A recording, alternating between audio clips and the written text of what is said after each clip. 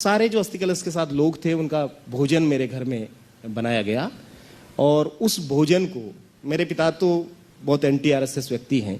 उन्होंने कभी मेरा आरएसएस में जाना पसंद नहीं किया, लेकिन मेरे को लगता था कि ये कांग्रेसी हैं और ये देशद्रोही हैं, इसलिए ये मेरे को जाने से रोकते हैं। तो जब मैंने उनको कहा कि भाई यहाँ खाना खाएंगे, उन्होंने कहा कभी नहीं खाएंगे, मुझे पता है। मैंने कहा आप जानते ही नहीं हमारे संघ के बारे में, हमारे यहाँ तो बिल्कुल नहीं चलता है ऐसा जातिवादी, हम सबके यहाँ खाते हैं, सबके यहाँ जाते हैं। उन्होंने कहा बहुत बढ़िया, मुझे भी खुशी होगी, बनाओ। तो खाना बनाया गया और ये अस्थि कलश यात्रा गांव में आई, भाषण वासन हुए, 9 साढ़े 9 बजे रात तक कार्यक्रम चला। फिर हमने कहा कि भोजन ग्रहण कीजिए।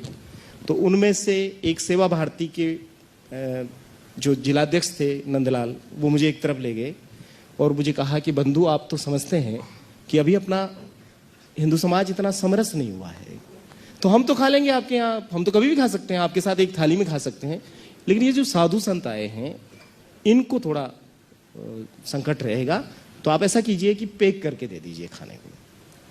तो मेरे लिए बहुत शॉकिंग था, क्योंकि मैं तो अयोध्या में मरने के लिए चला गया, लेकिन वो मेरे घर में खाना खाने के लिए भी तैयार नहीं थे।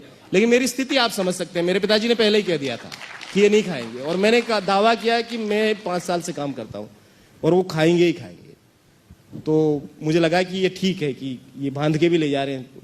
तो जब बांधना शुरू हुआ तो मेरे पिताजी ने पूछा क्यों नहीं खा रहे, तो उन्होंने नहीं जवाब दिया, लेकिन मैंने ही अपने से जवाब दिया कि अगले गांव में एक और कार्यक्रम करना है और समय नहीं है, इसलिए नहीं खाएंगे। लेकिन वो ले गए खाना, खाया नहीं उन्होंने। वहाँ एक वैद्य राम स्वरूप शर्मा के घर में उन्होंने रात 10 बजे पहुँच करके खाना बनवाया। मेरे यहाँ से जो खाना गया उसको वो चौराहे पर सड़क पे फेंक के चले गए। और दूसरे दिन इस घटना के बारे में उस यात्रा में जो मेरा एक क्लास फेलो था उसने आकर के मुझे बताया। मुझे फिर भी विश्वास नहीं हुआ।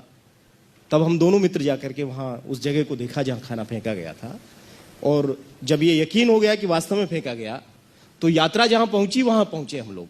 और मैंने ये सवाल पूछा कि आपने पहली बात तो मेरे यहाँ खाया नहीं, पैक करके ले गए, और पैक करके ले जाने के बाद आपने फेंक दिया। तो उन्होंने कहा कि आप बहुत छोटी सी बात को बड़ी बना रहे हैं, खाना फेंका नहीं गया था, जीप में पीछे बैठे हुए साथियों के हाथ में था, गाड़ी टर्न पे मुड़ी, हाथ से छूट गया खाना, अब गिरा हुआ खाना खाएंगे क्या हम लोग? तो इतने गिरे हुए नहीं थे, या थे अब आप समझ सकते हैं। लेकिन वो खाना जिस दिन गिरा या खाना जिस दिन उन्होंने फेंका, उस दिन उन्होंने मुझे भी फेंक दिया, और उसके बाद मैं आप लोगों के साथ